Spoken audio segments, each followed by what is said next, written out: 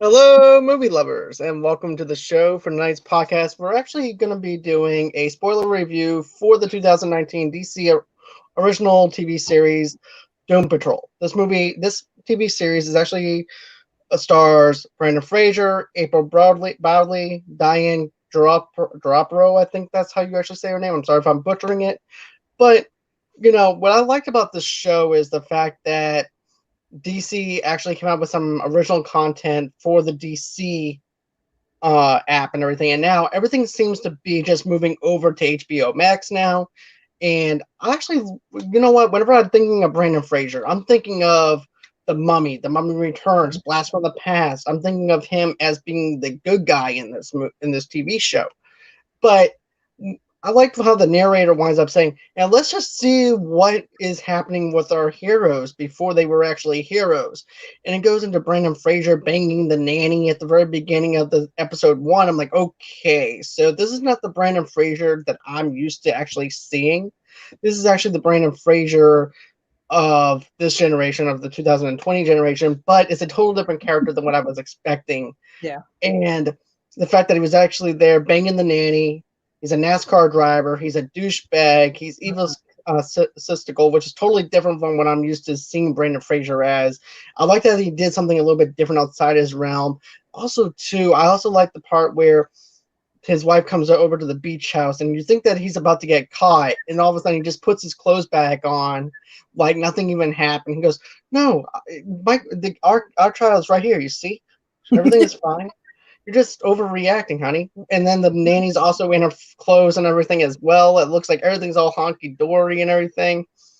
And then he has that car accident, and we think that's actually how he becomes the robotic Yeah. version of himself and everything. But there's a lot more that actually happens before that actually happens, which I thought that was actually fascinating because I thought I actually got that origin. What did you think of that whole entire opening scene and what you liked about from episode one? Well, you're missing the part where Brendan Fraser is chunky, and I'm not Yeah, used to him being chunky, which I like chunky. Chunky, skinny, I don't care. I don't discriminate or body shame, but I'm just not used to Brendan Fraser being so chunky. right. But or seeing his butt. That was good. I like that. That was awesome. But yeah, I like you said, I'm not used to Brendan Fraser being the dickhead that he was in this series. Just bravado and not caring about anything or anybody. We're always used to him being the hero or our goofy, lovable whatever he wants Right. to be in all his movies. Like the And hero. Right. yeah, yeah. Maybe he did one or two serious roles, but I can't remember. But I'm just used to comedic Brendan Fraser. Right. But this one, he's tapping into something really dark. He So definitely is. He's doing something totally dark, something totally different than what I expected. And that's yeah, what threw me off for the loop the first time I saw this series was because of the fact I'm not used to seeing Brandon Fraser in that kind of way. The character is totally different, and I'm okay with different. I like when actors actually branch out of their original things and start doing something new. Not only that, but Brandon Fraser's been through a lot of stuff, especially in the 90s with the whole entire sexual harassment and hmm everything too. And it's just good to see him back again doing acting. And then, of course, you know, he sees his wife in his friend actually holding hands, making out and everything as his race as he's actually doing the race and everything for because he's actually a NASCAR driver. So hmm as he's going on ahead, looking to his left, he actually sees his friend making out with his wife, and he's like, "What the fuck?" And next thing you know, his car winds up getting into a car accident, and we think that's actually how he becomes the robot. The yeah. robot. He plays a guy named Robot Man. Is basically what Brendan Fraser's name Wow, is. good stretch.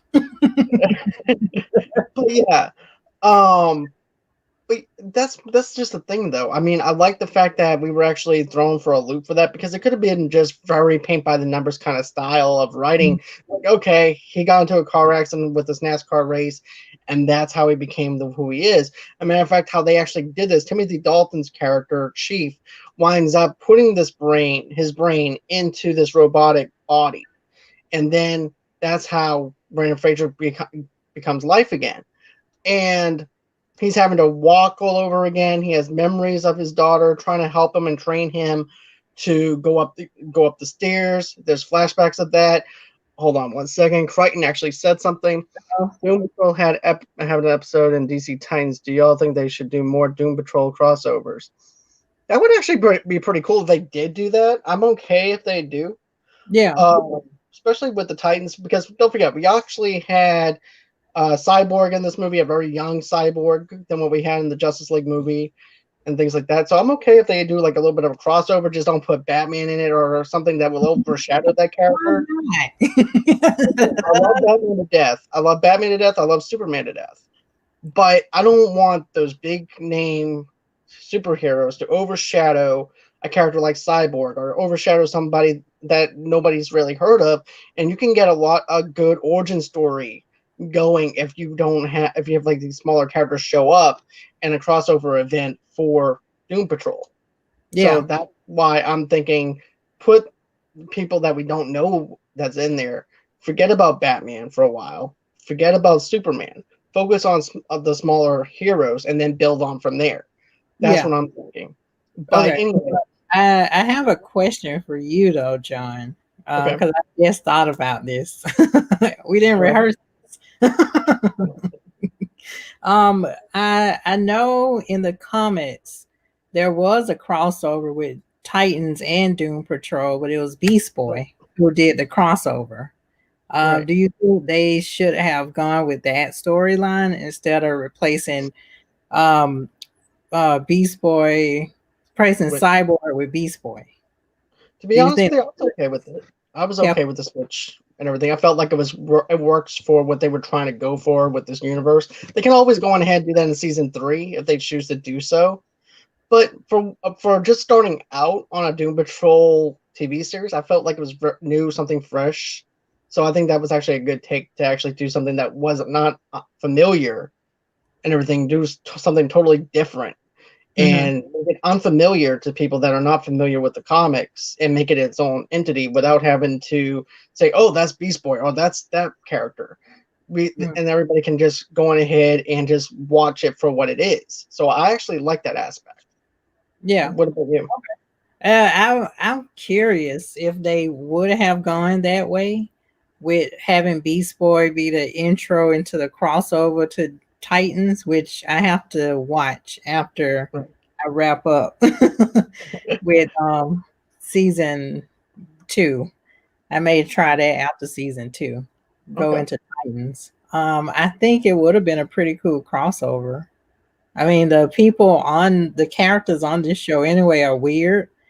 So it wouldn't be I don't know, it wouldn't be any different to have just a green beast come in, but like you said, it worked out. He wasn't an original member of the Doom Patrol, but hey. Another thing, though, too, that I want to mention is I like the fact that these are outcasts. These are not everybody. They all have their own demons that they're actually having to confront. It's not your typical superhero type of TV show or anything like that. These are people that are actually struggling with their own insecurities, with their own self-esteem, and also too trying to figure out what happened to get Chief back over to the Doom Patrol mansion as well. So you have that struggle of your inner peace and everything with your inner self, the struggle with that, and then at the same time trying to deal with what happened to the person that they actually look up to that's actually disappeared from his mansion to actually train them on how to actually control stuff and their powers, and they're having to learn it on their own. So that's their version of the Professor X, Xavier, and their Professor Xavier is actually gone. So now they're actually having to train themselves. Versus somebody else training them, which I actually liked. And matter of fact, we actually see the repercussions in the very first episode where they blew a whole entire town up on an accident because of their powers. Yes. Which I thought was actually funny. But let's just talk about some of them for a minute. I love Diane's character. Crazy Jane, who has like 60 personalities just is burst Yes. out of her. I Yeah. love that. The actress does a really good job of playing that character. The way she switches characters is just Mhm. unbelievable. Mhm. I really love that. Yeah, it's a lot of depth of range because she has to go from like high to low to lower.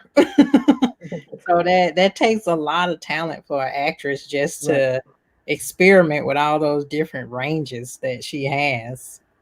So yeah, Exactly. I like her. I know that she wasn't the original member in the 1960s Doom Patrol, but she came like I think in the 80s.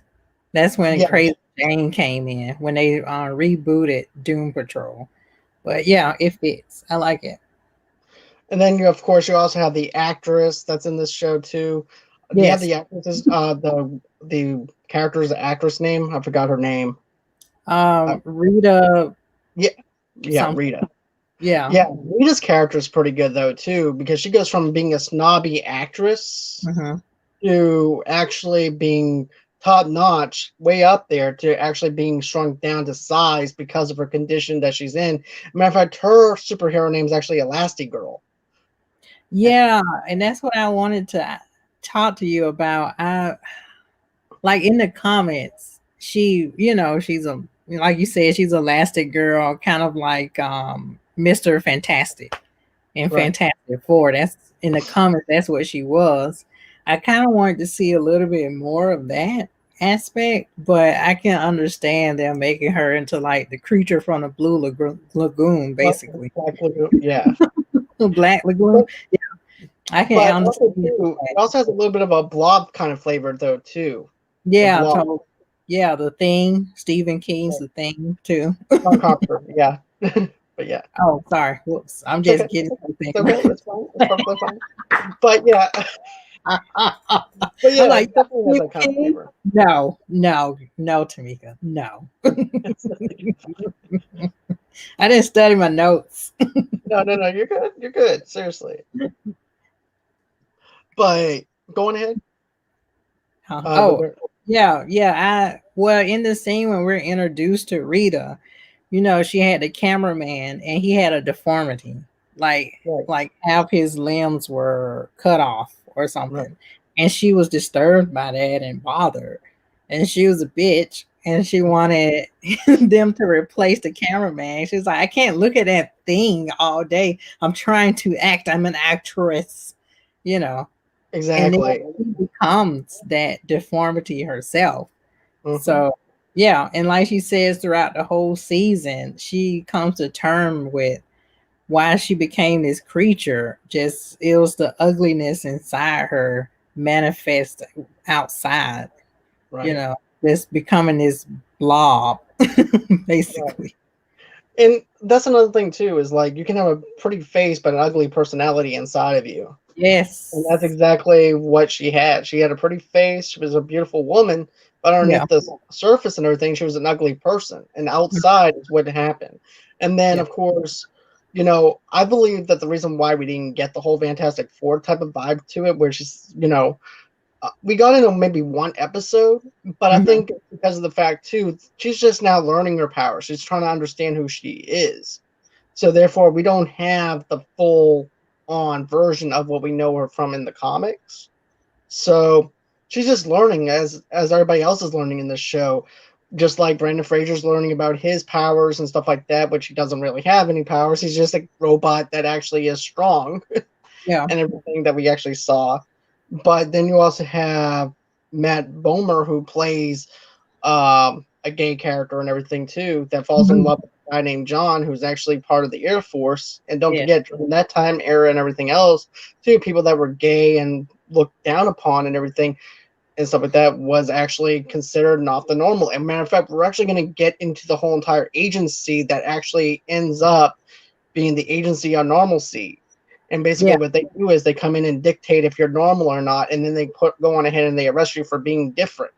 So I actually like that aspect. And he was, as a matter of fact, you actually had an ex agent that was actually part of that group as well.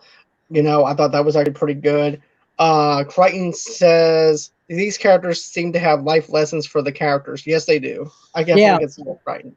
yeah. That's a good point too, Crichton. I really like this show. Well, at first I was like, "What am I watching?" You know, because it's just so bizarre. It's like a giant acid trip, and you're, Mhm. like Larry says, who plays the Air Force character. Mhm. He's like, "You just go along for the ride. You don't question the weirdness. Just go along for the ride." And I was like, "Okay, I'm here." But yeah, I really like how all these characters you can relate to, or for being different and weird, like outside the norm.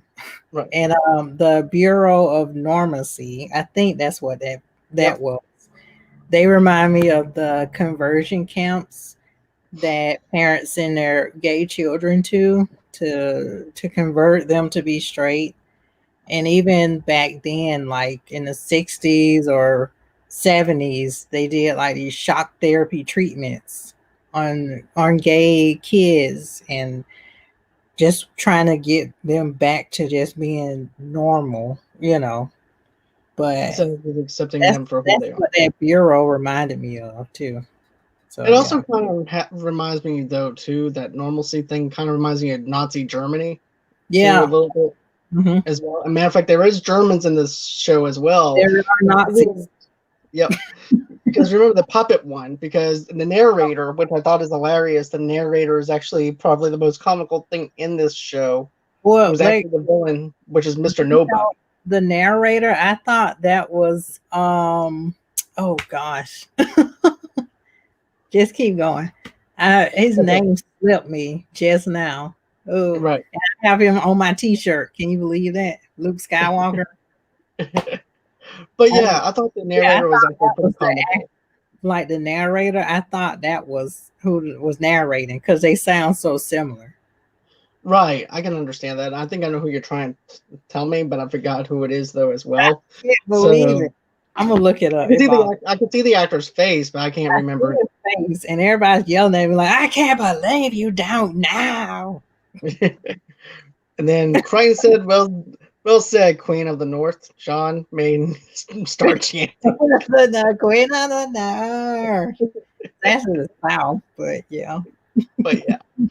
Um, but yeah, I feel like with this show in itself is really good. The narrator was actually comical, like I mentioned before, which is also Mr. Nobody, which is also the villain of the show.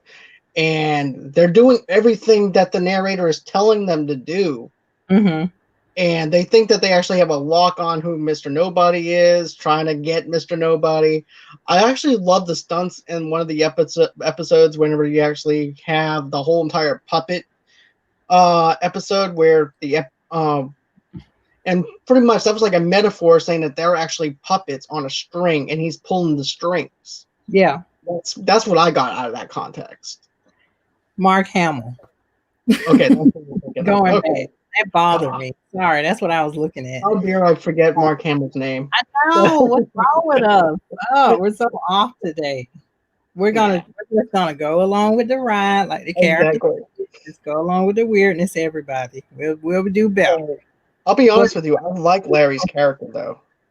yeah, I do too. And that actor's really good, Matt Boomer. Yeah, First saw him in The Normal Heart with Mark Ruffalo. And I didn't see that it one. was about Larry Kramer, the gay activist who had AIDS.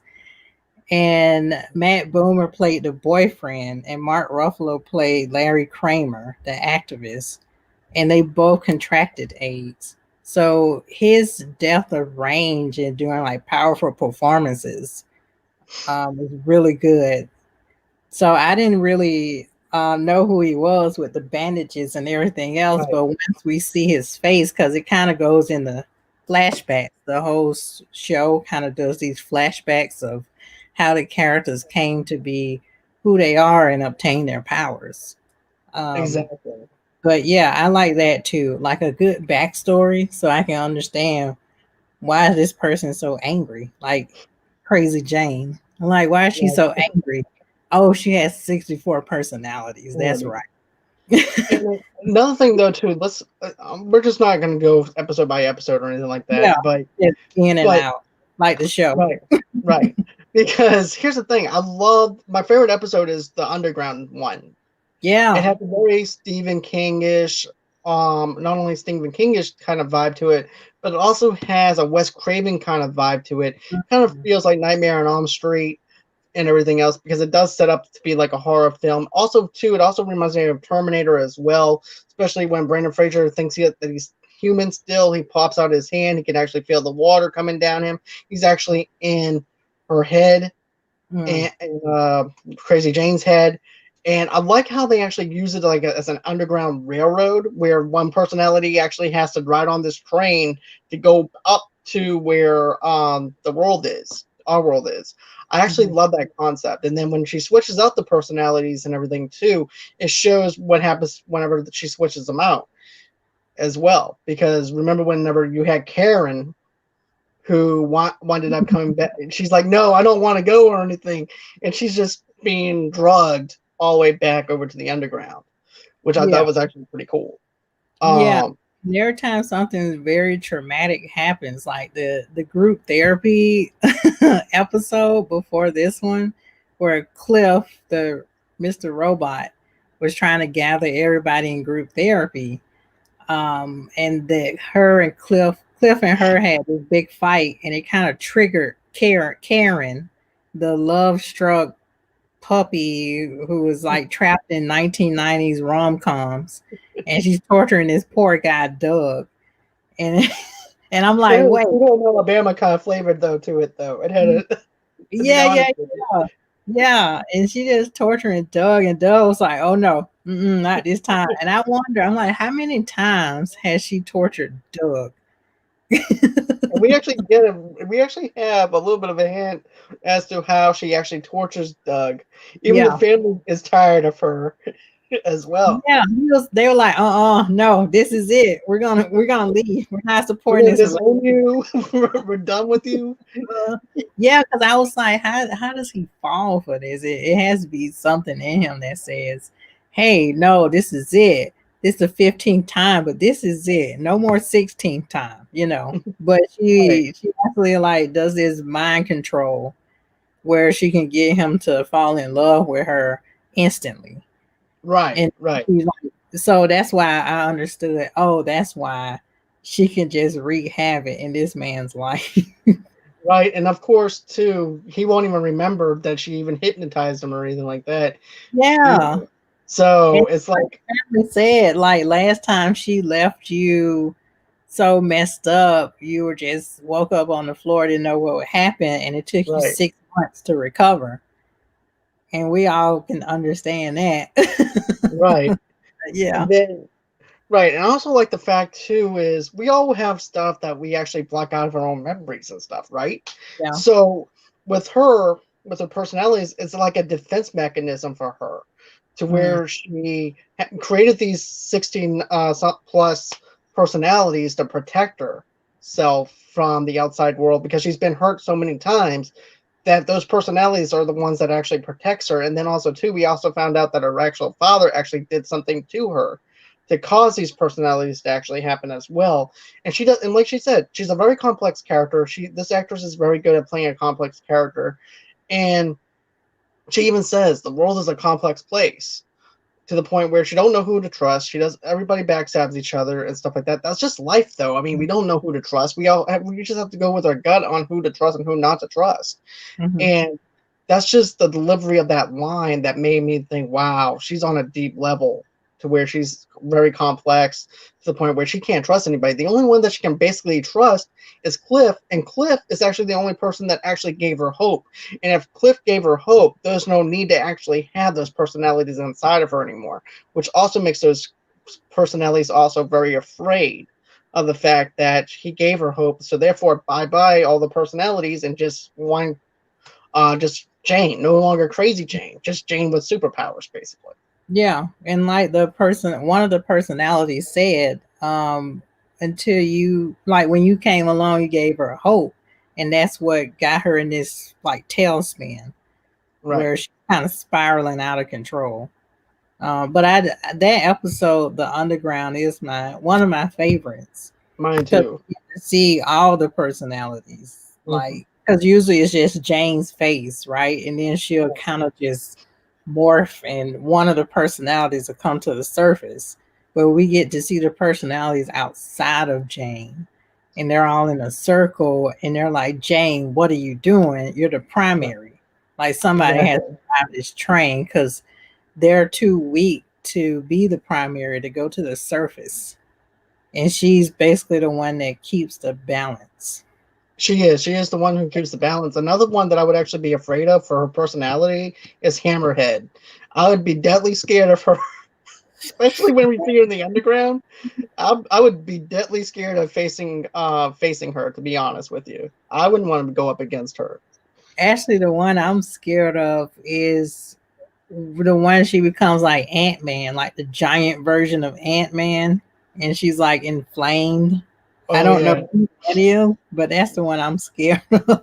I don't know. Hammerhead is the one that scares me. I'm like, okay, I'm done. I'll just go ahead Oh, and lay dead. please. You know, But we would just shoot her. you know what though? But the part that reminds me of a Terminator scene is don't forget the Freddy Krueger looking creature that lives underneath that underground to make her go over to the well, because the well is where her personality would actually die, and those other personas would actually take control of her. Yeah. So basically, what I got out of the whole thing with Cliff was the whole Terminator scene. Whenever he takes off the skin, he goes, "I'm not even a man. Mm, This is who I wow. am."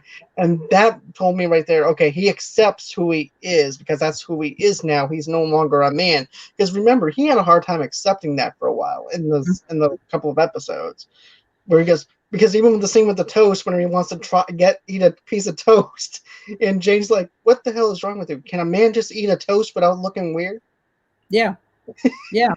Yeah, And and I like that scene too. I commend the special effects and the makeup artist because it was so cool that he just tore off like his human flesh, and you could see he was still Robo Man underneath.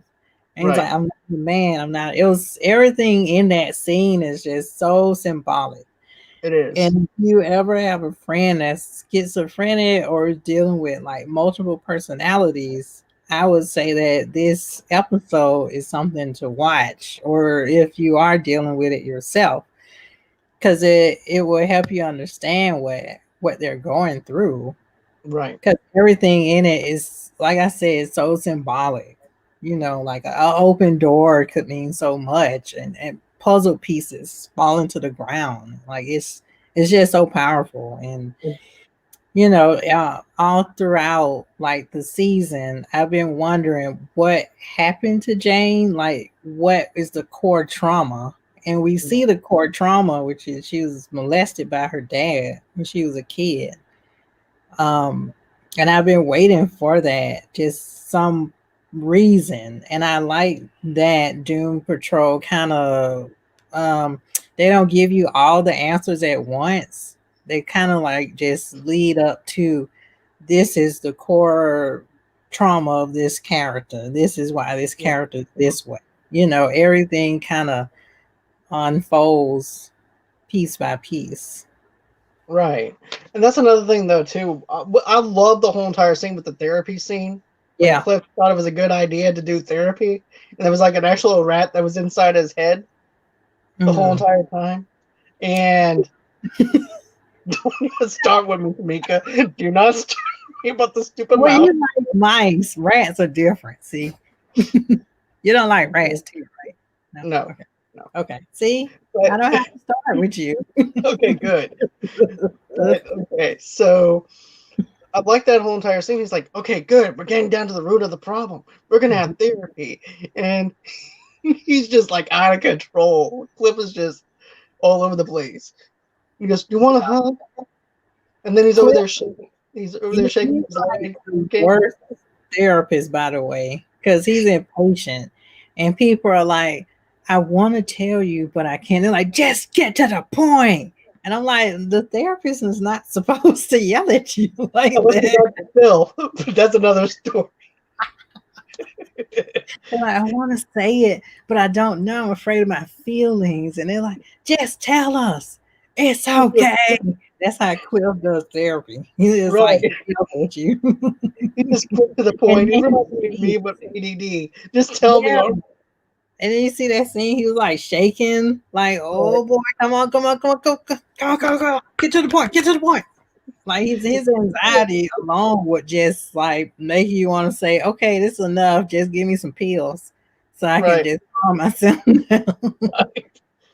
But another thing though too is I don't like this part, but it's sad. But the Yeah. thing that happened to Cliff though was it was his own fault, his own doing. Whenever he got into the whole entire car accident, whenever his wife got decapitated, he died. His daughter is now being taken care of by one of his friends, the friend that the wife was actually having an affair with, and that's who she actually called dad. And of course, you have Cyborg, who is actually being the caring friend. He goes, "Look, I set you up with a Facebook account, a fake Facebook account, and now he's seeing his his daughter calling that person, their father, and all of a sudden he just snaps. Like the reality that he's in at the Doom Patrol mansion changes from Doom Patrol mansion to actually imagining kicking in that door of his best friend that was having the affair with the wife, and then showing how the fact that in his mind that the guy is not even grateful to actually be taking her in. He just thinks of her as like a spoiled brat. Mm-hmm. Yeah, So, yeah, yeah. that scene was just total bonkers. But I like how each character, with that one episode, was going through something. Yeah, yeah. Like I said, it gets deeper. Like you think you know one part, like you said in the beginning. Okay, oh no, Cliff died on the racetrack, but no, that was just part of it. Because they go back to revisit that, and then he's like he's living, and I'm like, wait, okay, well, how did he get to be Robo Man? I Right. won't say Robo Cop, but I'm trying my best not to say Robo Cop. RoboCop in therapy. Okay, that's a Yeah, new one. I mean, they might as well just have RoboCop come in. Like I'm here for it. But Right. you wonder, like, okay, so if he didn't down the racetrack, how did this happen? And then you see him like sleeping with some whore in the trailer. Right. And I'm like, this is a lot of Brendan Fraser that I'm trying to process. Brendan Fraser like just pounding some girl in a Yeah. trailer I think it and was the nanny though. I think it was the nanny that he was pounding away on. that was still the nanny.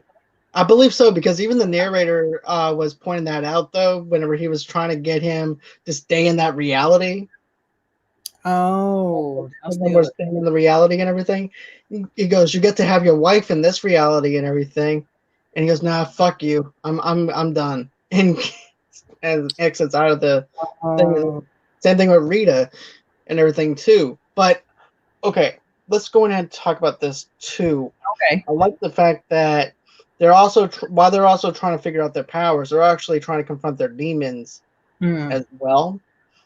And I feel like that's actually what they needed to do before they actually focused on fighting crime together, was fighting their own demons, because of the fact that shame and guilt was just there with them. Especially whenever you look at um Matt Bomer's character Yeah. and everything too. That was a huge guilt, because it was supposed to be this one last flight that he was supposed to do, this one last mission with the United States Air Force, or maybe the Army, and he gets into that whole entire accident, and it ruins his whole entire career and everything. Mm. And next thing you know, the Agency of Normality goes on ahead and takes him away from his wife, civilization, everything, and even his boyfriend that he actually has. So his whole entire life is now flipped upside down. Yeah. So, Yeah. And Mr. Nobody, is it you remember oh gosh, Jessica Jones, right? yep, What Purple the guy's Man. name was Purple? Yeah, it's the Purple Man. Purple Man. Yeah, that's what Mr. Nobody reminds me of. Like he'll just come ever so often and just manipulate your guilt and your shame and your feelings, and then he'll twist it up. So his, I mean, I know that his job was to just prevent them from finding Niles or the Yeah, chief, you right. know. But yeah, that's it. I saw a lot of different shows that the Doom Patrol reminded me of. And I know that with the X-Men, there was a lot of similarities in Doom Definitely. Patrol and X-Men. And I know I read on nerdist.com that Doom Patrol came out first before the X-Men. Okay, And there's speculation that maybe Stan Lee was inspired by Doom Patrol. I could see You that. know, there's a lot of similarities in their titles, the powers that they have. I see a little bit of Fantastic Four too. Yeah. So I don't know about that part, but there's still that's just speculation. Like Well, maybe Stan Lee was inspired by Doom Patrol with X Men, and also later on, maybe the creators of Umbrella Academy was inspired by Doom Patrol. So I think Doom Patrol has inspired a lot of the comics that we love today. They're I could see trailblazers, basically, if you I see could it see that that. way. To be honest with you, you actually bring up a very good point. But instead of having the agency of normality, you Mhm. actually have the political powers that be for X-Men, which is Yeah, which is actually the Washington D.C. federal agencies and stuff like that, rather than making it a fictional thing. Stanley made it a whole entire beast with using actual the White House, using the politics and everything at B with the White House, with DC, with stuff like that. So I can definitely see where he actually pulled from this and used it for this. So I can definitely see it. yeah, because in Doom Patrol it's the Brotherhood of Evil, and then in X Men it's the Brotherhood of what? Evil mutants, mutants. Yeah, something like that. Yeah, the brother, something like that. So there's a lot of crossover and similarities. Then in the Right. Umbrella Academy, you can see this father figure, and then there's all these people who have these special powers, and then the father figure goes away, and they're like on this mission to find the chief, their leader, the Yeah. father figure. Yeah. And also Niles in Doom Patrol is in a wheelchair Right. the whole time, and then there's Professor X in his wheelchair. And then Right. there's the episode where they actually found the Doom Patrol when they went back in time to the 1960s, and they Yep. found Doom Patrol, and they were in like, I want to say so bad, like Xavier's school, but But it's but actually it's the Doom not. Patrol It was, merch. yeah, it was like a Doom Patrol type of school, and there was like Right. special mutants. But then you see that wasn't even real itself. It was just a memory or some Right. tempered memory. Right. It was a falsification of a memory that someone once had. I believe that might actually be Rita's memory though too, because remember Rita actually knew somebody within that agency though too, and then also too you also have um you actually had Jane in there though as well, who Oh Miles knew that guy, remember? But I love yeah. Mhm. how in the office when she's talking to him, you see this bright sunny light, you see everybody walking and everything. All of a sudden, the paint and everything is just off of the walls. You see deterioration within this building and stuff like that. You see the building for what it is. It was just Yeah. an illusion to fool them. Hmm. Then the once they actually found out that it was the illusion and everything, that's pretty much when they started realizing that, hey, look, this guy is actually trying to control us. Mr. Nobody's actually trying to hurt us with our own anxieties, our own fears. We need to do something about this. Hmm. Yeah. Yeah. And Memento in that episode too is also like the X-Men character. I have no idea why all of my comic knowledge just kind of just said bleh. It just kind of fell out of my head, and everybody's watching this like, I can't believe she doesn't know. I know, blah blah. You know, you guys have to Right. yell at me later. Because we're expecting these people to actually know. We're expecting these heroes to actually know what they're facing against. Yeah, But yeah, yeah. But I like that though. I like the fact that they don't know what they're facing. Mm-mm. You know, No. because right, because it gives some type of original flavor to it, where they're actually trying to face this together, despite everything. Yeah. Yeah. And like we were saying, they have to deal with their own personal demons first before they can go on the mission to find Chief. Right, because we Like, already saw what happened whenever they were faced together the first time when they blew up the town. yes, yes, And because they then didn't deal with their own stuff.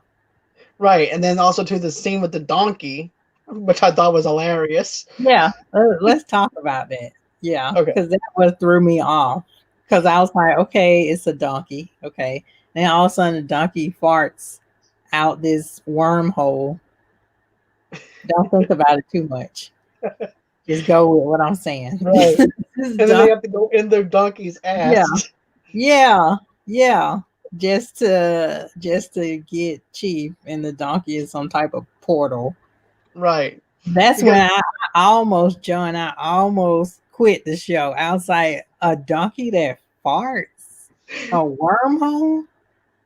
but I, the my finger was like this on the remote. Like, I think maybe we shouldn't do this. And I was like, let me see where this gonna go. Just I gonna can just see see you going.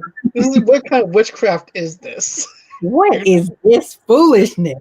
And I was like, okay, okay. I'm put the remote down. I'm gonna see where this is gonna go. Maybe this show is gonna go somewhere. Just hang Right, in because there. it can actually be too hokey for some people, you know. That's also Yeah, another thing. yeah, a donkey that farts out a wormhole and the town gets sucked into that wormhole is that's enough for anybody to just turn it and say, I can't. And don't forget, that's also how they figure it out, though, too, because they actually saw pictures of the donkey coming in from different time eras. Like, what's going on with this donkey here? And then you also have Brandon Fraser's character going in and everything, too. And I forgot who it was he actually runs into. And they're like, what the hell is up with the donkey? He goes, I don't know. There's just something about him. I have to try and figure it out. But And the town is totally destroyed too, and he's over there just walking the donkey. Cliff is yeah, just over there walking the donkey and everything. yeah, that was Cyborg. That's when Yeah, Cyborg came yeah, in. He's cyborg. like, what are you doing? He's like, I'm trying to figure out how this donkey works. The donkey's like, what are you doing to me? And then the donkey talks, but it's Right, Mr. Nobody talking through nobody. the donkey. It's like, Right. prepare for my wrath. Imagine a donkey saying, prepare for my Well, wrath, and then it farts out green smoke, and it's like a and black then hole. Like, and then it wouldn't spits out. you, America, turn from that and say, I can't today? I can't. I can't. I don't think I can today. Tomorrow's not looking good either. By the It's not way, looking good. I was like, this has to go somewhere. But and it America, did go somewhere and went up the it gets donkey's it ass. gets better, America. It gets better. You just gotta get past episode 1 and 2, and it gets better. It Okay, does. just hang in there. Then So also too, the donkey also spits out Jane I as just told well. you it gets better, John. It's just isn't looking so good. Now you have to go back and say it gets better. It gets better, America. It gets better. But yeah, I thought the first two episodes and everything is just a setup for the plot line and stuff like that. I thought it was good for those two episodes. It does have a little bit of an acid trip, but I also like the other one though when you actually the town that disappears whenever people are trying to find it, Yeah, Danny Street. Danny Street, and I liked how everybody thought that was actually a name of a person. Yeah. Yeah, it does sound like a person, like an undercover Yeah, agent. My name's Danny Street. Yeah, right? terrible. Just it gets better. It does. Just It really does. hang in But there. my favorite thing that Cyborg says, he goes, I walked this street. Yeah, he did. But That episode was my favorite too, because I Danny like Street is mostly just a safe haven for anybody, a utopia that we mm, all dream of, where you can just be yourself, where the world accepts you, like non-binary, your sexuality, whatever you want to be, like mm. everybody gets along on Danny Street. And Danny Street is just a small town. A And very Danny small. Street, yeah, very small town, which I'm wondering, is Danny some type of entity? Because you don't see Danny, right? Danny communicates through like billboards. Like you can just be walking and then you see a billboard that says, "Hello, how are you?" And you're like, "Whoa, is it Or talking?" the, or it could say "Welcome to Mika" and everything, And and be I'm like, like, "Whoa." "Oh, yeah." It's basically like giant text messages. Danny communicates through like a billboard or a marquee, and you like, "Oh," and then like, "Are you okay?" And I'm like, "Whoa, I think so. What's wrong? Talk to me." And you're like, "Whoa." And then all of a sudden you're like talking to a billboard, and you don't even realize Yeah. you're even talking to a billboard. Or it could be like, "Oh, it's like my friend texting me." And that in Right, itself could be like what we're going through now. Like people don't talk on the phone anymore. They just kind of text. right. But another thing though too that I liked was the FBI agent. He's trying to shut down Danny Street, and then you can definitely tell the agent is not like all the other agents though. Just his mannerisms. To me, I picked up on him right away with his I was kind of mannerisms. slow. You see, I actually picked up on his mannerisms to know that he was actually gay. Mhm.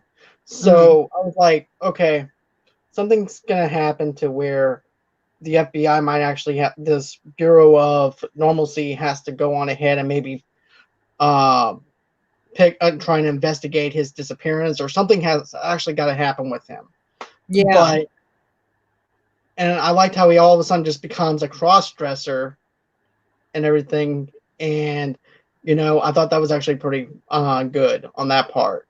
And he becomes himself. He knows who he is. He's self-aware of who he knows who he is now. He doesn't have to hide from anybody anymore. And whenever the Doom Patrol comes over and stuff like that, he explains why he went into hiding.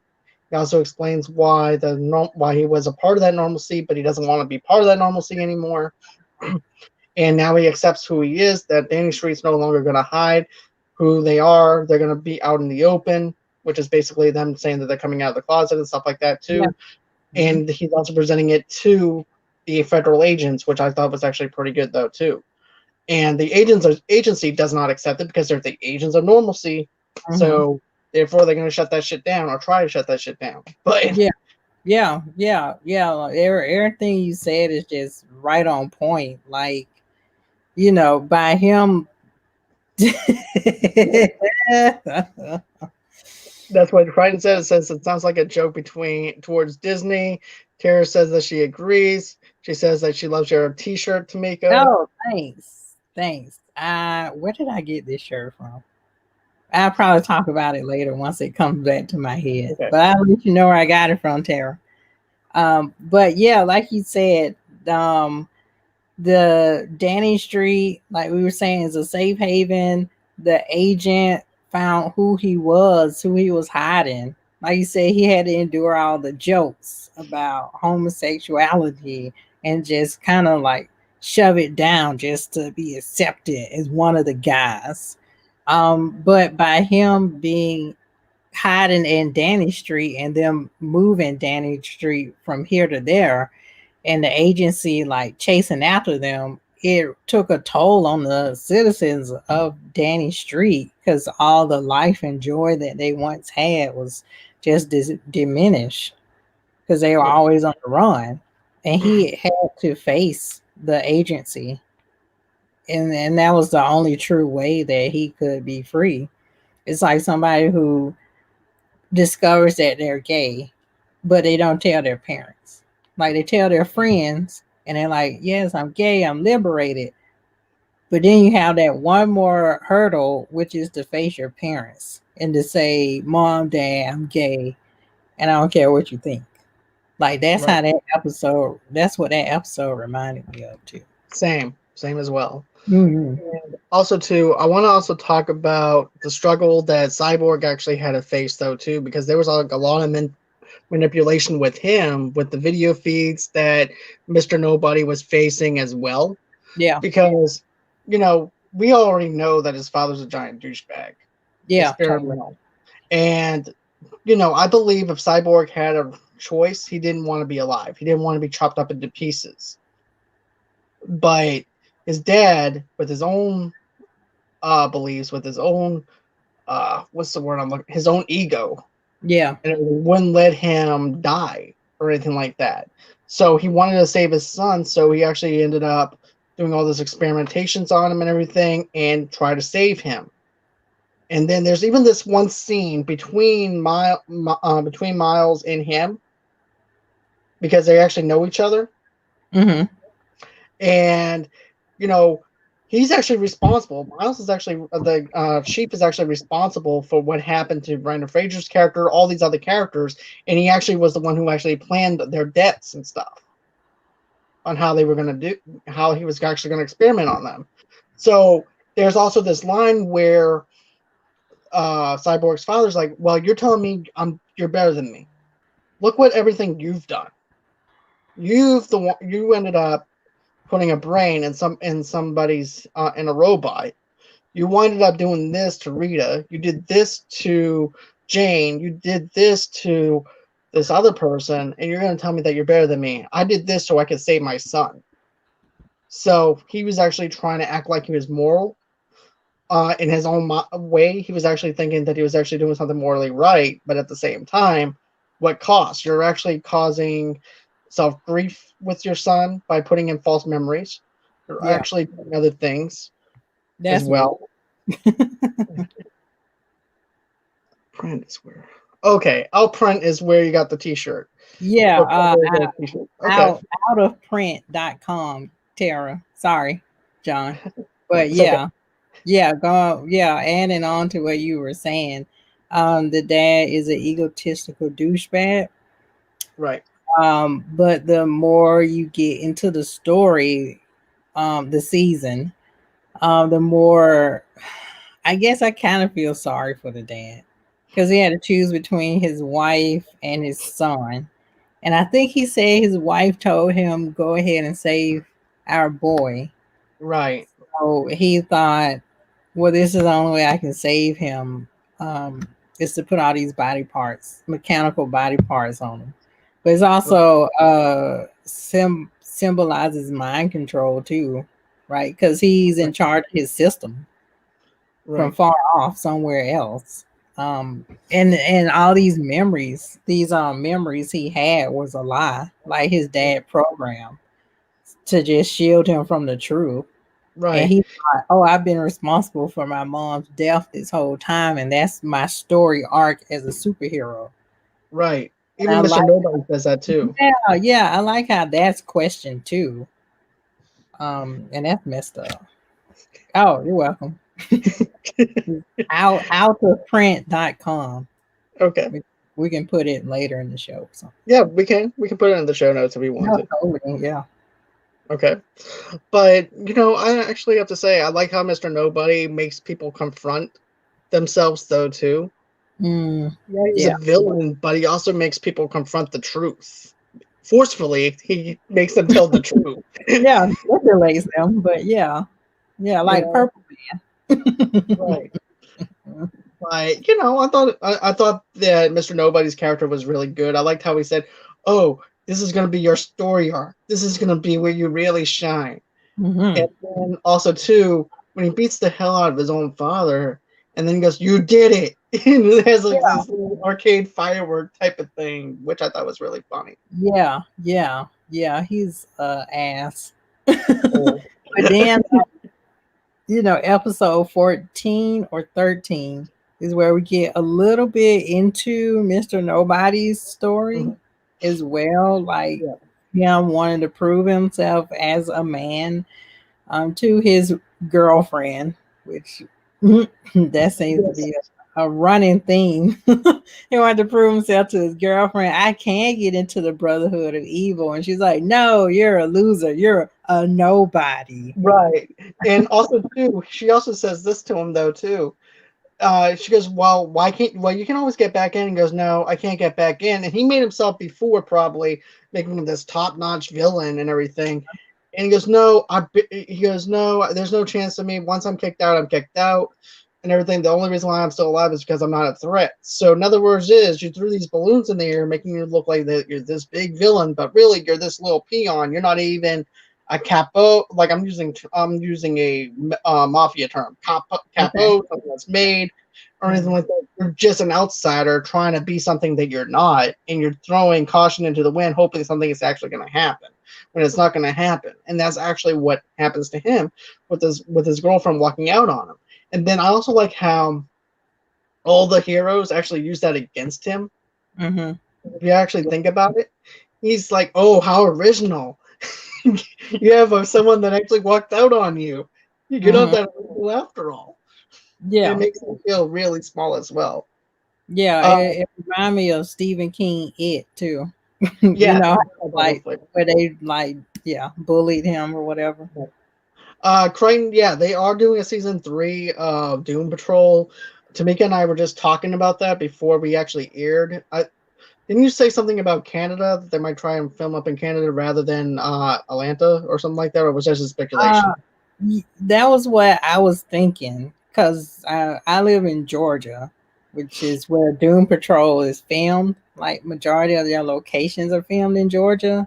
Most of the, which is kind of weird because Marvel films in Georgia too, so they're kind of like fighting over Georgia. But you get a tax credit for filming in Georgia, so that's why a majority of the movies and these superhero companies come to Georgia to film. But we still have a high COVID rate. So I was wondering how will they be able to shoot for season 3?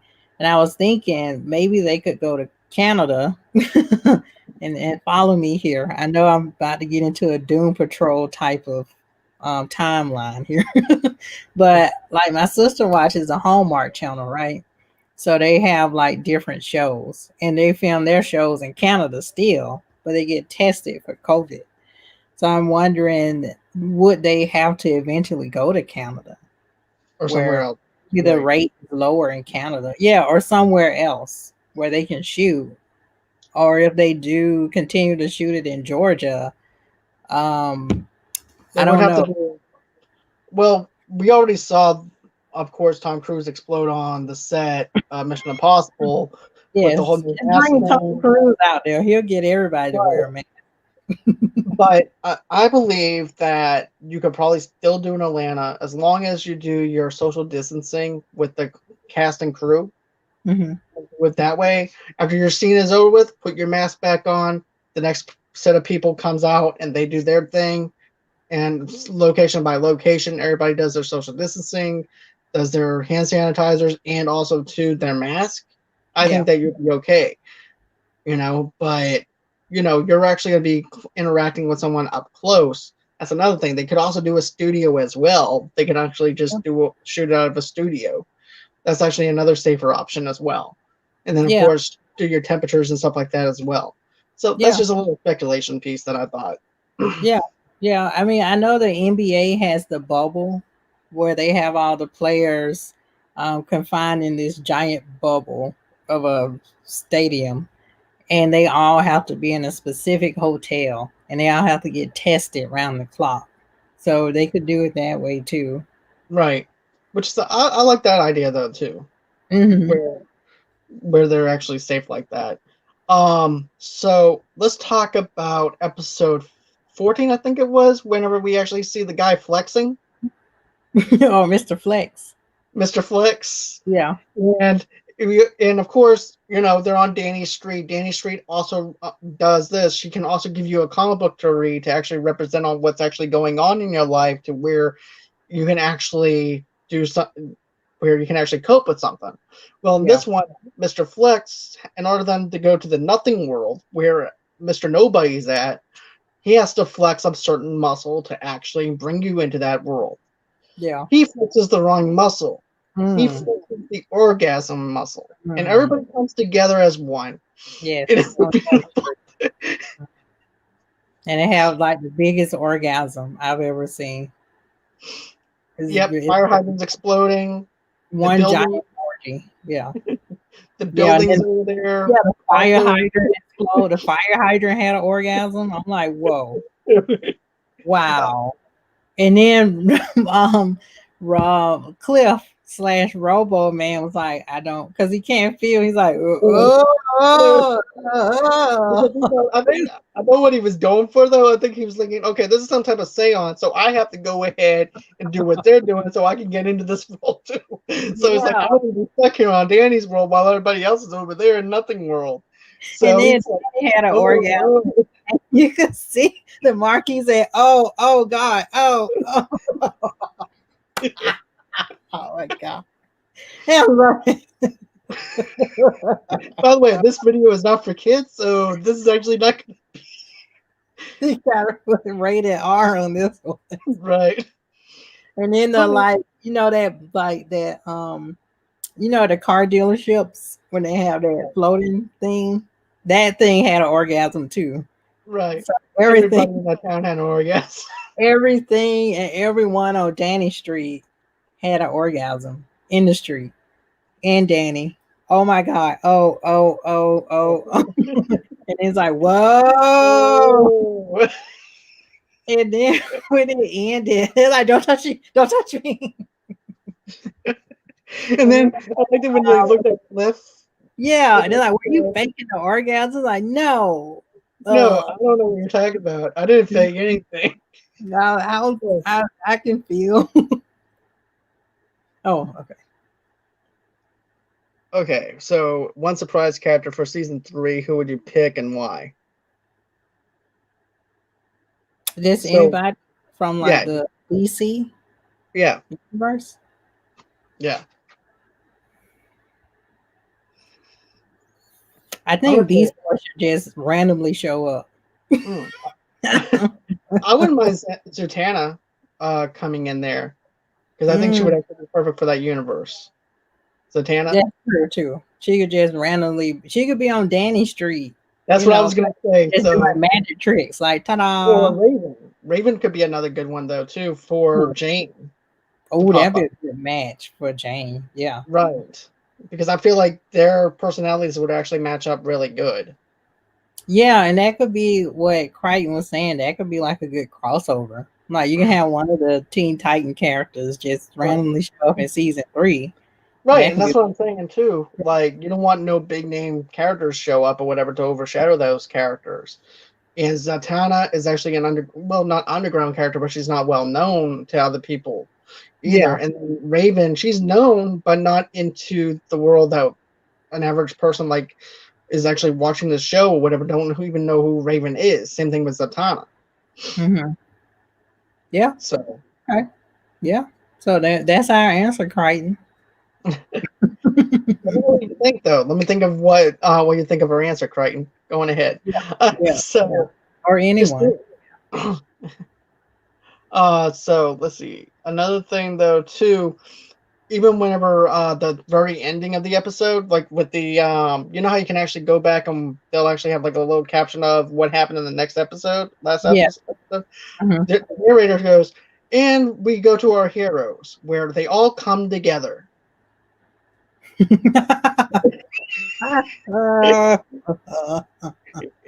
And that's actually how he actually puts it.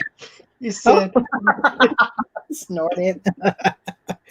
And then, of course, you get into the whole entire thing where all of a sudden you hear the Chumbawamba music coming and playing, though, too. You remember that old Chumbawamba song that came out in 1997? I get knocked down, but I get back up again. Yeah.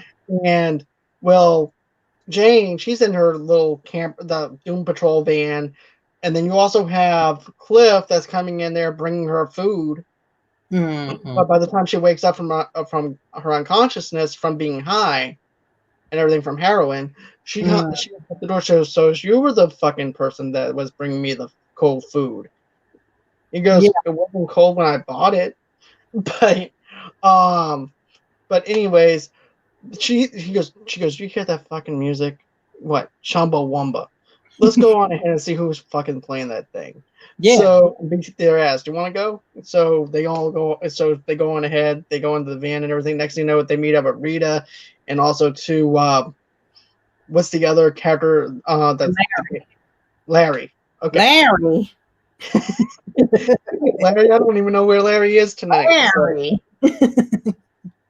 Let's see. Crichton said that he would actually pick Superdog to show up. Yeah, anybody could show up in that. We Right. we talked about a farting donkey, Right. so Why not Super Dog? why not super dog? And then a talking Right. cockroach. You forgot about that. Oh yeah. Speaking of the fucking cockroach part, he actually transformed into a giant ass cockroach. Oh no, And then the rat too. The there's rat no. also transforms into a giant rat. Oh, Admiral Whiskers, Yeah. So who who basically, whose mom died. I get ran over the school bus, and right. the narrator And like, then, "And your mom's like me, me, me, me, me." that made me laugh my ass off though. That was a revenge story about a rat taking Oh revenge my on gosh! Cliff, which is actually funny though. But um Yeah, go ahead. basically what happens Sorry. with this giant cockroach and this giant rat is the Mhm. fact that they're actually using Larry's powers to actually destroy the rat. Oh So wow. so Cliff winds up getting swallowed by the rat. Mm, They have to, and he has to actually go into the cockroach because the radiation and everything with the cockroach will actually help make them survive. mm, mm, So Rita gets swallowed up by the cockroach. mm, Larry gets swallowed up by the cockroach. mm.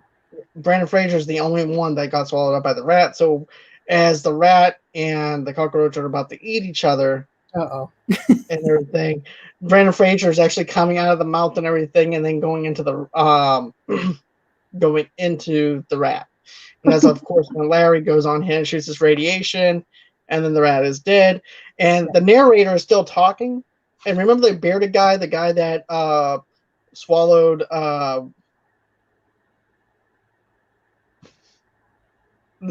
what is in this YouTube video? Ah, It's a good series. We promise it's a very good series.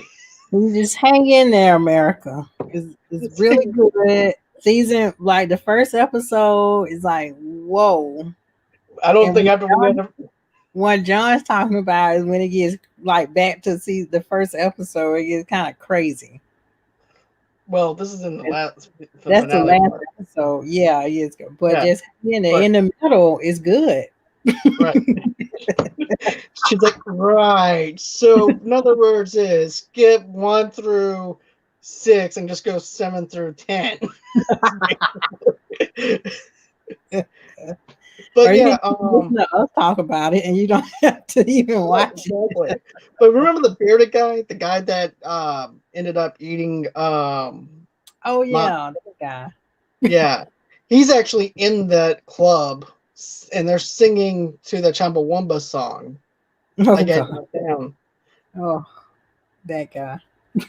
And you know, the funny thing is, it goes, I'm glad that the rat is dead and the cockroach is dead, but what happens to us? And all of a sudden, the building just explodes because they're dead. And wait, going back to them dying, they went back. What was that? Episode 13, where Chief, no 14, like Chief's back and everything's happy, and he's Right, like, oh, okay, now we can fight crime as the Doom Patrol. right. And then we face the robot who kills them over and over and Oh, over. And then finally Chief is like after the like when we had to see that 6 different ways they died. yeah. After the 7th time, Chief's like, wait, stop. Don't go out there as a set. Because Like, at first he just got, you can tell that he's got bored to death, though, of dying, of them dying. Because at first, you can actually feel the dramatic power and everything in it. He's like, yeah. oh, you guys died, and he's crying. And then after the 5th or 6th time, he's like, he's just bored. He's like, and he's acting like he's actually sad that they're dead and everything, but you can tell that he's actually bored at this Yeah. point. He knows he's repeating the same thing over and over again. It has a little bit of an Edge of Tomorrow kind of feel, also Groundhog's kind of Mhm. to it as well. Yeah, But and Umbrella Academy too, because yep, the Chief is actually a bastard. but also too, it also has a Doctor Strange kind of flavor though too, with Dormammu. Oh yeah, yeah, it does. Yeah, because we learned in like episode 14, right? That the Right, chief orchestrated all these accidents that these people had. right, and that's what I was. Yeah, Yeah, yeah. And then you're like, wait, you orchestrated this guy getting in this car accident and his wife dying? And he's like, wait, I didn't plan on the wife dying. I I just just want want, to die. I just want Cliff to die. Oh, that and, makes it okay. and Yeah, steal his brain. What's the big deal? right. I just wanted his brain. That's all. And I have then Larry. I can Yeah, see somebody going. I have some good news and I got some bad news. What? yeah, We got Cliff. The bad yeah. news is he died. What? I Mm, didn't mean for her to die. I just wanted him to die. yeah. And then Larry, I planned for Larry to go up in the spacecraft or the Air Force mission, and then this electromagnetic pulse thingamajigger comes and just gets in his body and he dies. Well, not dies, but Right. Right. it Fries kind and of reminded whatever. me of Deadpool too. Like when he got into that accident and he was burned, like his whole body was burned and burnt skin. It had a very Deadpool feel to it.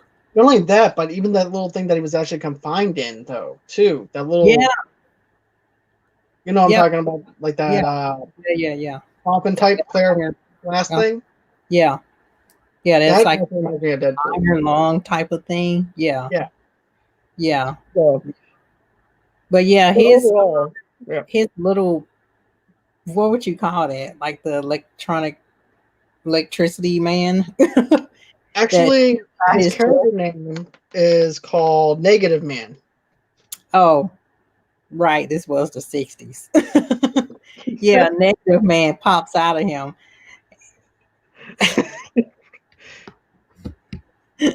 But yeah, Negative man pops out of him. And then we come to find out throughout the series, negative man is the one that's helping him to confront his past as well. right. You know, Which I thought was a good thing. I liked how Negative Man was trying to do that. At the same time, Larry thought that he was actually being vindictive and evil to him because of the fact that he was making him relive something over and over again in a sense of his past. But it was for him to come to terms with his past. And that's also the same thing with Rita because Rita's name wasn't even Rita. It was actually a fake persona that she brought up, was her stage name yeah, and everything, too. So yeah, you actually had that. yeah. But yeah, the it is very wacky, as you have heard. But there's a lot of good elements in this series, and with these superheroes being so complex. Basically, it's like one giant acid trip group therapy orgy of a good series. It is. I mean, there's a lot of. I'm gonna be honest with you. I mean, this has a lot of layers to it. It has comedy in it. Yeah, It has drama. It has action. It has a lot of relatable and touchy things that people are actually afraid to actually touch base on and everything. And it kind of brings it a little bit of light to where people can actually relate to the show. I recommend this show to anybody that wants to check this out for something that's actually different. And yes, it yeah, has a wonky kind of flavor to it and everything, but underneath the surface of all that wonkiness, there's actually something that's actually there, that's actually driven, that makes you care about this show. yeah, yeah. And it gives me a very Umbrella Academy feel to it. Right. You know And I how love each the umbrella.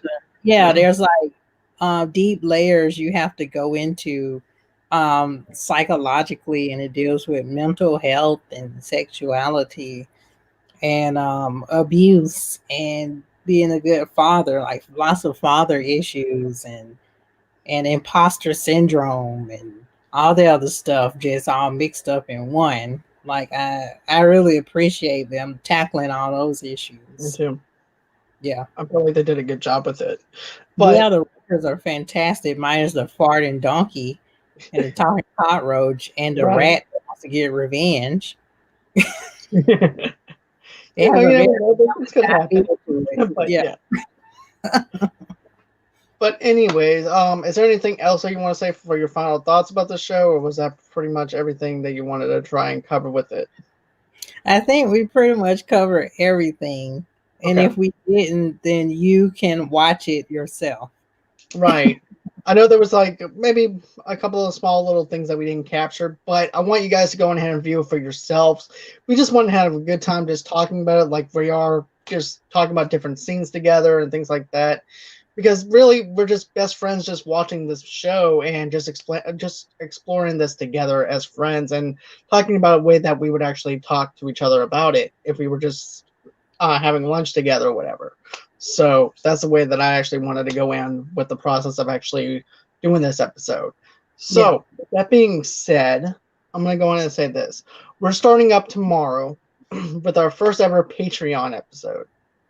And it's going to be a live event for the YouTube channel. It's going to be at 6 o'clock p.m. Central Time, 7 o'clock Eastern Time, which you're not even, and I know Tamika's having a hard time with Central Time. She I only knows all Eastern my Time. life, all my life, I have grown up on Eastern time.